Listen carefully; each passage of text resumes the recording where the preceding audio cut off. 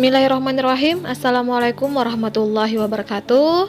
Oke, teman-teman, hari ini saya akan memberikan materi terkait dengan bagaimana step by stepnya supaya bisa tetap berpikir positif. Oke, ketika seseorang berada pada permasalahan yang membuatnya down, mungkin di saat itu ada beberapa orang terdekat yang memberikan nasihat. Ya, dibilangnya bersabar saja dan tetap berpikir positif. Pasti ada hikmah di balik setiap ujian. Namun, terkadang mereka lupa bahwa mindset positif itu tidak bisa datang secara tiba-tiba. Perlu yang namanya latihan. Kalau hanya sekedar menasihati agar bisa bersabar, semua orang bisa dong melakukannya. Namun yang paling penting adalah bagaimana memberikan solusi atau pendampingan kepada kepada sahabat yang terpuruk tersebut.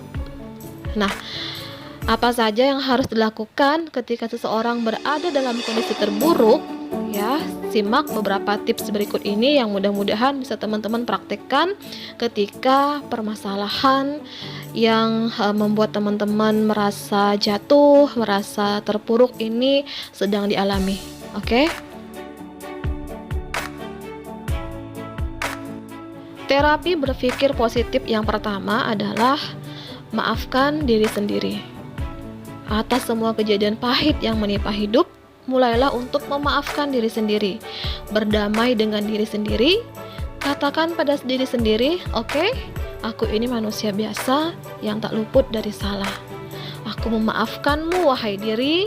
Aku tahu tak mudah menjalani hidup dengan berbagai masalah. Namun aku yakin kamu pasti kuat. Kamu pasti sanggup keluar dari semua kemelut ini. Jangan pernah berkata pada diri sendiri, kok aku bodoh banget ya, bisa-bisanya mengacaukan semuanya. Tetapi gantilah dengan kalimat, semua akan baik-baik saja dan aku pasti bisa memperbaikinya. Aku pasti bisa melewati semua ujian ini. Jadi, afirmasi kepada diri sendiri bahwa semua ini pasti akan berlalu dan kita pasti bisa melewatinya. Terapi yang kedua, menangislah bila memang harus menangis. Teman-teman tahukah kalau tangisan itu bisa membantu mengeluarkan senyawa kimia negatif dari dalam tubuh?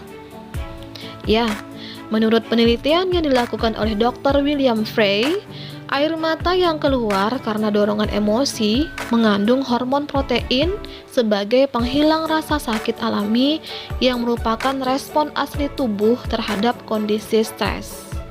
Jadi, mau Anda laki-laki kah atau perempuan kah, gak ada larangan untuk menangis.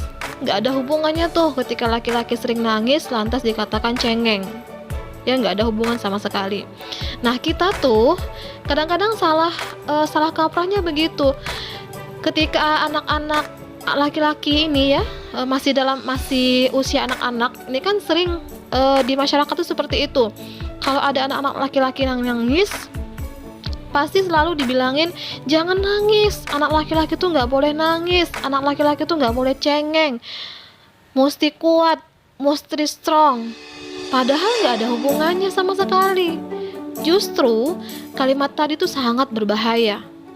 Dengan melarang seorang laki-laki menangis, mereka akan kehilangan rasa peka terhadap sesama. Bahkan yang lebih parah, ketika sudah menikah nih, seorang laki-laki akan kehilangan rasa simpati terhadap istrinya. Jadi kalau istrinya ngeluh, capek, letih, ya, misalnya dalam kondisi hamil ya, kemudian istrinya pengen ini itu, nggak punya rasa simpati, nggak peka terhadap apa yang diinginkan oleh istrinya, karena tadi rasanya itu dimatikan ketika di saat mereka kecil ya. Rasa empati itu dikikis dari dalam diri mereka. Nah, ini berbahaya sekali ya. Jadi mau laki-laki mau perempuan sama. Kalau mau nangis saja, nggak apa-apa. Keluarkan racun-racun dari dalam tubuh ya, untuk mendetok gitu kan, detok sisi negatif dari dalam tubuh.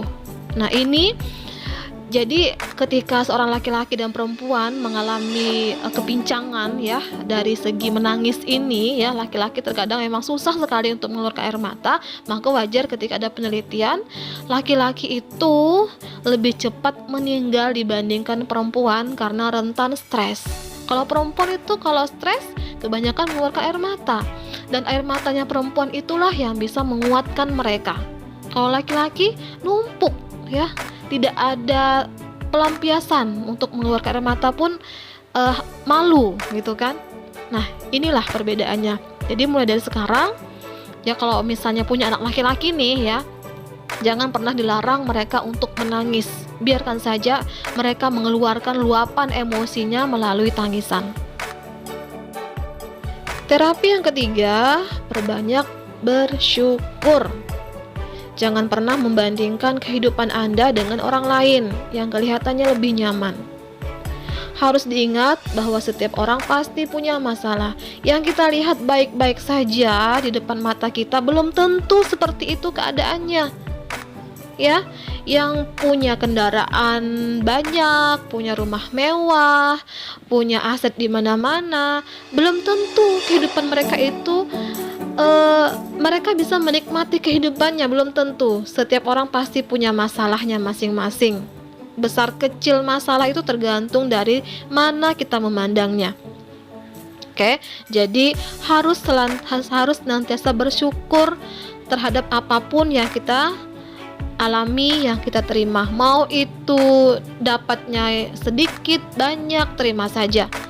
Ya, mau kita dapat rezeki, dapat nikmat, dapat musibah, syukuri. Artinya Tuhan masih sayang pada kita, masih peduli dengan kita. Kalau kita mendapat musibah, ambil hikmahnya ya, bahwa ini adalah bisa jadi ini merupakan teguran dari Tuhan kepada kita. Ya, jadi pastikan kita selalu bersyukur atas apapun yang terjadi dalam diri kita. Oke? Berbahagialah dengan kehidupan Anda saat ini, apapun kondisinya, bahagia. Harus merasa bahagia. Yakinlah Tuhan itu tidak pernah memberikan ujian di luar batas kemampuan hambanya. Jadi harus benar-benar bersyukur di setiap keadaan. Apapun yang teman-teman alami, apapun yang teman-teman dapatkan, syukuri itu, maka akan Allah tambah nikmat yang lebih banyak lagi. Terapi yang keempat, ini yang terakhir, banyak-banyaklah bergaul dengan orang-orang positif. Teman-teman ketahuilah bahwa negativitas dan positivitas itu bisa menular. Ketika bergaul dengan orang-orang negatif, Anda akan terpengaruh mengikuti kebiasaannya. Dan begitu pun sebaliknya. Maka pastikan lingkungan Anda itu steril dari orang-orang negatif. Jangan pernah ragu untuk meninggalkan orang-orang negatif tersebut, walau dia itu adalah teman terdekat Anda. Kalau sudah dirasa temannya ini membawa kepada arah yang negatif ya, tidak membuat Anda kian bertumbuh menjadi lebih baik, maka segera tinggalkan saja ya. Jangan berdekat-dekatan lagi dengan orang tersebut ya.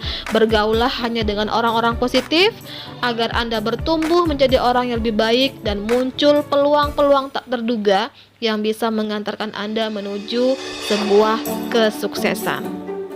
Oke teman-teman, itu 4 tips dari saya bagaimana untuk memulai terapi berpikir positif.